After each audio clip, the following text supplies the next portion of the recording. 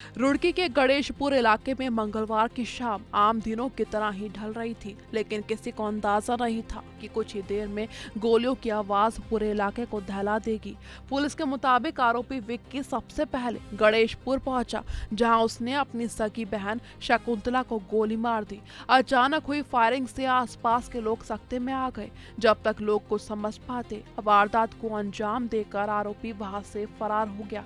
लेकिन कहानी यहीं खत्म नहीं हुई। कुछ ही देर बाद आरोपी आजाद नगर की तरफ पहुंचा। उसका अगला निशाना उसकी दूसरी बहन पुष्पा थी। पनियाला रोड स्थित माता मंदिर के सामने गली नंबर 5 में पहुंचकर उसने कथित तौर पर पुष्पा और उसके पति पर गोलियां चला दी। एक के बाद एक फायरिंग से पूरे इलाके में भगदड़ जैसी स्थिति बन गई। दोनों बहनों को गोली लगने के बाद मौके पर ही मौत हो गई, जबकि पुष्पा के पति गंभीर रूप से घायल होकर जमीन पर गिर पड़े। देखते ही देखते रक्षाबंधन से पहले दो परिवारों की खुशियां मातम में बदल गईं। दूसरी जगह फिर चली गोलियां। गणेशपुर से लेकर आजाद नगर तक हुई इस फायरिंग ने पूरी रुड़की को हिला दिया। गोलियों की आवाज सुनकर लोग घरों से बाहर निकले, लेकिन तब तक आरोपी फरार हो चुका था। सूचना मिलते ही पुलिस की टीमें दोनों घटनास्थलों पर पहुंची। एक तरफ शकुंतला का शव पड़ा था और दूसरी तरफ पुष्पा की जिंदगी भी खत्म हो चुकी थी। वहीं पुष्पा के पति को गंभीर हालत में अस्पताल पहुंचाया गया, जहां उनका उपचार जारी है। पुलिस ने दोनों शवों को कब्जे में लेकर पोस्टमार्टम के लिए भेज दिया है।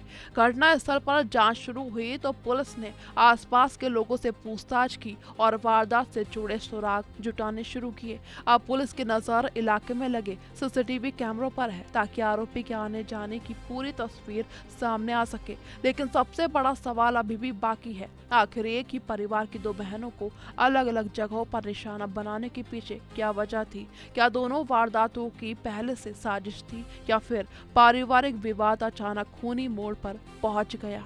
रिश्तों में क्यों घुला जहर? पुलिस की शुरुआती जांच में वारदात के पीछे पारिवारिक विवाद की बात सामने आ रही है, लेकिन विवाद की असली वजह अभी साफ नहीं हुई है। पुलिस हर पहलू को जोड़कर देख रही है और परिजनों तक प्रत्यक्षदर्शियों से पूछताछ की जा रही है। एसपी देहात शेखर चंद सुयाल के मुताबिक सूचना मिलते ही पुलिस टीम मौके पर पहुंची।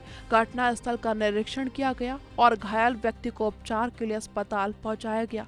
आरोपी की तलाश के लिए पुलिस की कई टीमें लगाई गई हैं। आसपास के सीसीटीवी कैमरों की फुटेज खंगाली जा रही है और यह पता लगाने की कोशिश की जा रही है कि वारदात के बाद आरोपी किस रास्ते से फरार हुआ था।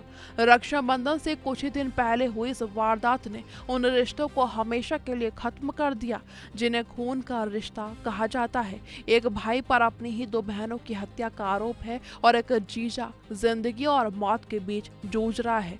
अब पुलिस के सामने चुनौती सिर्फ आरोपी तक पहुंचने की नहीं, बल्कि उस वजह को सामने लाने की भी है जिसने भाई बहन के रिश्ते को ऐसी खौफनाक वारदात में बदल दिया है।